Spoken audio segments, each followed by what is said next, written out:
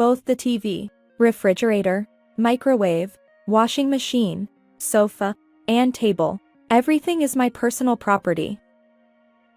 The bed we bought after getting married is shared property, right? You said, you've been saving because you're a civil servant, right, and asked me to buy it. But I purchased it with my savings from when I was single. So it's my personal item. The only things you bought with your own money are the game console and Blu-ray recorder. Well, they're nice to have, but we wouldn't be in trouble without them. As I assert this, Peyton falls silent, wearing a face that seems to say, "Grr." I am Beatrice, a 26-year-old occupational therapist working at a university hospital in the city. I live with my 2-year-older husband and his mother. We splurged on a newly built house last year, and we plan to pay off the 24-year mortgage together. My husband's name is Peyton. He works for a fairly large company. We met when I had just entered society, during my early days at the university hospital. It was at a forced group blind date that we crossed paths. I only went along to fill the members, with no particular interest in men. I didn't want to associate with people who treated group blind dates as a place to hunt for women. However, Peyton was also reluctantly dragged into it. And that's how we hit it off.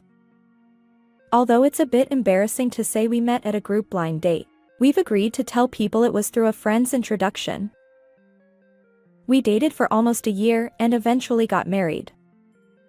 Shortly after our marriage, my father-in-law passed away, and that's when I started living with my mother-in-law.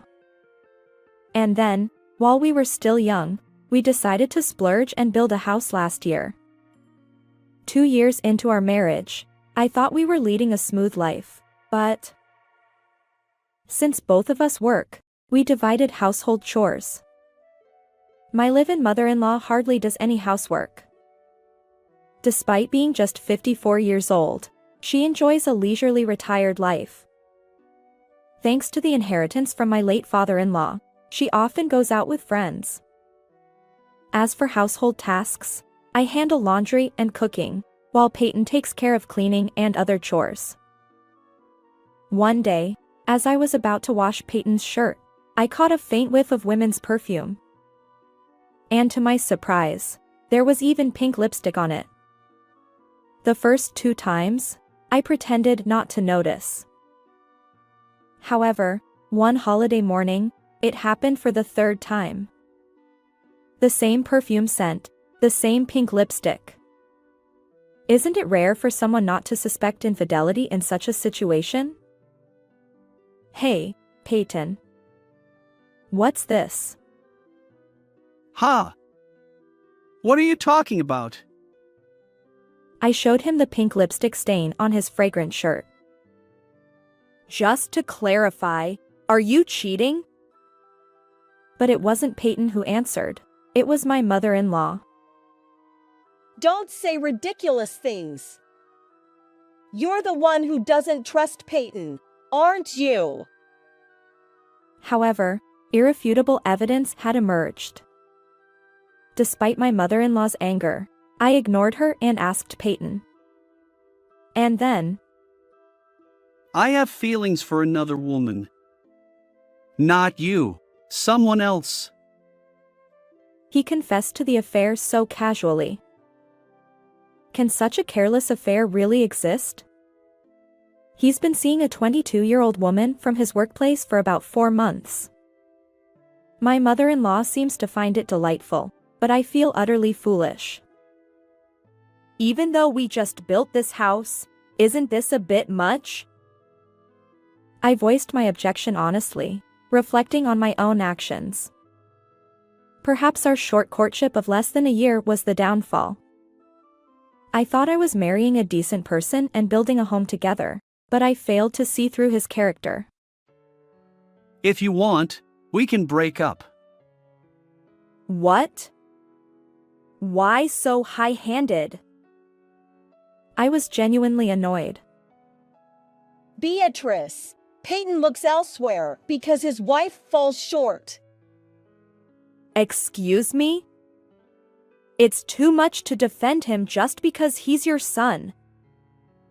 As a wife, you should be a little more patient. Why are both my mother and my husband acting out and acting so superior? Marriage is about equality. It's absurd to expect only the wife to endure. Peyton, if you want to marry that woman, then we have no choice but to part ways. Fair enough. Beatrice, why don't you leave? I'll be living with her. Lorraine. Peyton said it without a hint of remorse, leaving me utterly exasperated. Can I ask you something? Why did Lorraine become the better choice? When I asked, Peyton responded with a smug expression. Unlike you, she doesn't nag me. You, as my wife, keep telling me to clean or take out the trash. We had already decided to divide household chores since we were both working. If you dislike doing housework so much, why didn't you say something? Besides, his energetic mother is also around. He could have asked her for help. But to run away to another woman over such trivial matters.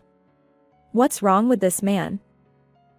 It seems I made a grand mistake in a crucial life decision because of him. Exactly. It's absurd to make the husband do housework. Could you please stay quiet for a moment? We both work, and our incomes are nearly the same. We have to share household tasks.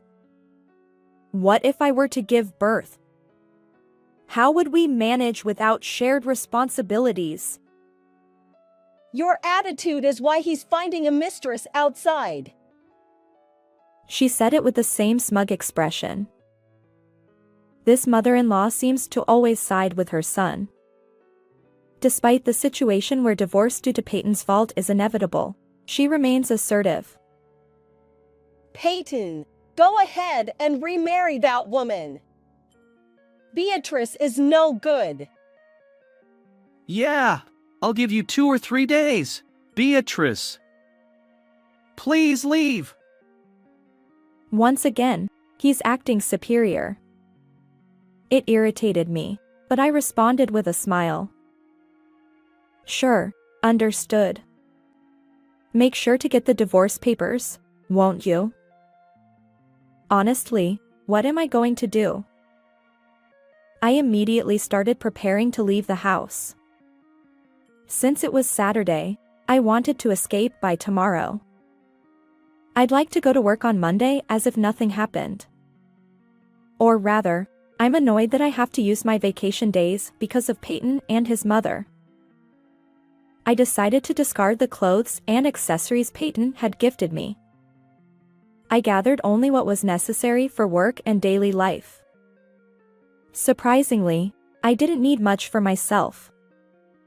The moving truck, which I had called in a hurry, arrived in the early afternoon, and the movers began their work promptly. Following my instructions, they carried my belongings. Peyton and my mother-in-law seemed to be out. They were probably having a meal or at the courthouse. By the time most of the items were loaded, the two of them returned, looking satisfied after their meal. Oh, Beatrice, you're still here? Sorry, but could you leave soon? Oh, don't worry. I'll disappear today. At that moment, one of the movers informed me that the loading was complete. I'll be leaving now. Take care. I got into my parked car on the premises and started the engine. From outside, I heard someone shouting strangely, "What on earth?" Then Peyton appeared, blocking my way. It was Peyton who had shouted earlier. "Hey, get out of the way! You'll get run over!" Wait. What do you mean, Beatrice? What? Did something bother you? Don't mess with me. Give me back my furniture and appliances. Furniture and appliances? You mean the ones that were loaded on the truck? Of course. Give them back. They're mine. No way! Are you trying to get compensation? Don't steal, please! They need to face reality. What do you want me to give back? Don't play dumb. There's nothing left in the house except the game console and the Blu-ray recorder. How am I supposed to play without a TV? I opened the car window and he barked at me on the driver's seat. I had no choice but to get out of the car. Was there nothing else left? Only a carpet. There's no TV or fridge. Where am I supposed to sleep without a bed? Buy a sleeping bag or something. Don't joke with me. There's only mom's stuff left. That's not right. Are you trying to extort me for exercising my legitimate rights? Peyton glared at me with a look of disbelief. I had to explain it to him clearly. What's wrong with taking my own things, my personal belongings? That's theft. They're all marital property. They're my personal belongings, you know? I checked my diary because my memory was fuzzy. They're all things that I bought. Don't lie. When we moved to this house, we couldn't afford to buy new furniture and appliances, so I've been using the ones from when I was single, right? They're still marital property. I use them too. Marital property means the assets that we built together after we became a married couple. We didn't have enough money as a couple, so I contributed my own funds. The TV, the fridge, the microwave, the washing machine, the sofa, the table. They're all my personal belongings. The bed is marital property. We bought it after we got married. I was a public servant, so you said I must have saved a lot, right? And you asked me to buy it. I bought it with my savings from when I was single, so it's mine. Well, I don't know much about the law, and I don't know the details. Maybe the bed is marital property, but the rest are definitely my personal belongings. Including the things you begged me to buy when we were dating. The only things we bought with our money as a couple are the carpet. The only things you bought with your own money are the game console and the Blu-ray. Well, they're nice to have, but I don't need them. He fell silent with a look of frustration. You're a devil! A devil who's stealing the property from your husband! I'm leaving him, so I won't be his wife anymore. Besides, the one who's trying to take the property from someone else is Peyton, right? And he's the one who committed adultery, the act of infidelity. He must have spent money on Lorraine too. I'll be suing for damages, so look forward to it. Hearing that, Peyton, who had been silent until then, screamed in a strange voice. Why? Isn't this supposed to be an amicable divorce? Where's the amicability in this? I think it's strange to expect not to be sued. I sensed Peyton's delusional brain and felt empty. Why did I marry him? Then no property division. I'll fight the damages. Who needs such old-fashioned appliances anyway? This house is in my name. It's mine. Oh, I let you have the name only for yourself. Well, good luck with the mortgage payments. Get out of my house. I don't want to be with you anyway. Goodbye. Wait. Is the car yours too? It's the car I've been driving since I was single. What about it? Do I have to explain it to you again like before?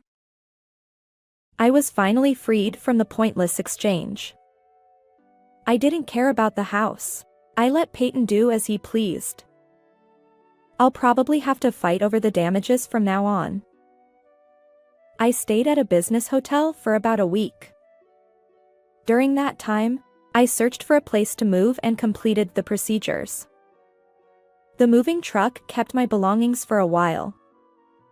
My parents' home was about 3 hours away by car, and it was hard to go back. It would take me 3 hours to get to work if I went back to my parents' home. I had gotten a job at a university hospital near where I went to college. I had been living in this town for about 8 years since graduating from high school. Marriage and divorce. I never thought I would experience either. I settled down after starting to live alone again, and then I got a call from Peyton.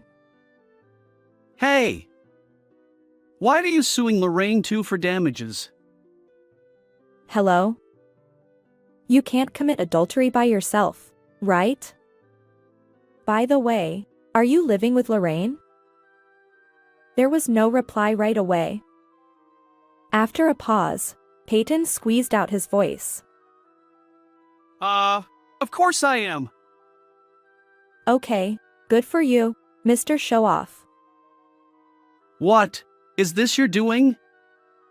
Give me back Lorraine. Oh, did she run away from you? What did you do to her? This is your doing, isn't it? I didn't think the two adulterers would be able to get married so easily. She's a coworker, right? You divorced me and married her. It's obvious that you were having an affair. You work at the same place, after all. She quit because of you. She quit because it was uncomfortable, right? It's your fault. She would have stayed at work if you hadn't cheated. Oh. That's not true. After she quit, she was shocked by my claim for damages and contacted Peyton again. I wonder if I should tell him one surprising development. Lorraine said you lied to her that you were single. She wants to sue you for marriage fraud. What? She said she wants to claim damages for being deceived. Lorraine just joined the company as a new graduate, right? We got married before she joined. How wicked of you to deceive such a girl. Actually, I met Lorraine at a cafe the other day. It was easy to contact her through Peyton's coworker. The coworker was more sympathetic to me than to Peyton. When I greeted her as the ex-wife, Lorraine was trembling. There, I told them both that I was suing them. Lorraine apologized in tears and said she didn't know he was married. It didn't matter to me whether that was true or a lie. I had already left him, and I had no more interest in Lorraine. So, I told her one thing. If you were dating him while he hid the fact that he was married, you were deceived too. I said that to her. Lorraine went back to her parents' home, right? Why don't you pay the damages for her instead? Don't be ridiculous. By the way, it's double damage for me and Lorraine. If you pay the amount I'm claiming from Lorraine, it's triple. Don't laugh. But it's someone else's problem. I can laugh. Peyton was ranting on the other end of the phone, but it didn't solve anything. I ended the call, saying I'll let my lawyer handle the details. Peyton paid me about $10,000 in damages. Lorraine also had to pay me about $5,000. But Lorraine received about $8,000 in damages from Peyton. She ended up with a plus, so maybe quitting was a learning experience. A while after the exchange of alimony was over, I got another contact from Peyton. Do you still need something? Help me, please. I can't borrow any more money from anywhere. Peyton was spending a lot on alimony payments. On top of that, the monthly loan was weighing heavily on him. That's right, it was different from when we were married. I paid for all the living expenses and Peyton was in charge of the loan. If I pay for both living expenses and loan, I'll run out of money. I also had to buy new furniture and appliances. I borrowed as much as I could from consumer finance. I'm in trouble with debt. Why don't you sell the house? You can pay off the loan. There was no way the loan would remain after selling it.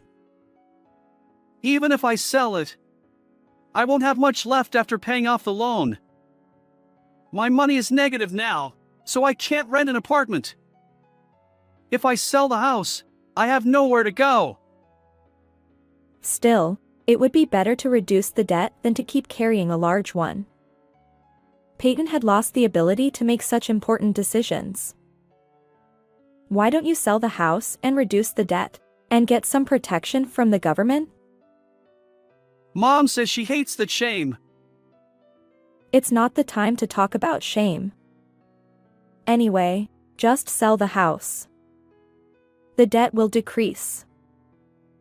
He should have sold the house and moved to public housing as soon as we broke up. I didn't say that. If he had done that, the loan would have been repaid before the wallet went bust. Peyton had become a debt hell by clinging to that house. Please, Beatrice, lend me some money. I quit my job and ran away with money borrowed from my colleagues. Dad's inheritance is gone, too, Mom says. The part 1 inherited is gone, too, for living in loan. It sounds pitiful if you only hear this, but I was also a lot of things, being cheated on and divorced. I have no reason to help Peyton, who I broke up with. There was no child between us. No one would blame me for cutting ties. Hey, we broke up because of infidelity, right? I was cheated on and kicked out, you know? Don't you have any relatives or people who can help you? Just go bankrupt and give up your vanity and get some help from the government. I can't do anything for you, and I have no reason to. Beatrice, please reconcile. The former mother-in-law seemed to have interrupted the phone call. Let's live together again. Call me Mom. You can remarry Peyton. I'll forgive you. That's worse than lending you money. Now that the divorce is over, Peyton only knows my cell phone number. They know my parents' house, of course, but they probably won't ask for help. Can you please stop contacting me? We're divorced, you know. We're strangers. Oh! What an ungrateful wife! I'm not a wife anymore, so I have no reason to talk. The former mother-in-law who ate up her husband's inheritance in a few years was pretty bad, too. I quietly hung up the phone and blocked the call. If they contact me again or contact my parents' house, it will probably be a stalker case and go to the police. It's been almost a year since the divorce. I haven't heard from Peyton and his mother. I heard a rumor from Peyton's coworker who lent him money and got scammed. Peyton and his mother abandoned everything and ran away to escape from the debt collectors. They seem to be living on the streets, changing places every day. By chance, I drove by the house where we lived during our marriage. The exterior had changed and there were strangers living there. Well, if the two of Peyton and his mother are alive, that's fine. I'm enjoying my life every day, and there's someone I'm interested in. but this time, I'll date him for a bit longer and make sure. How did you like this story? Please subscribe to the channel. See you in the next video.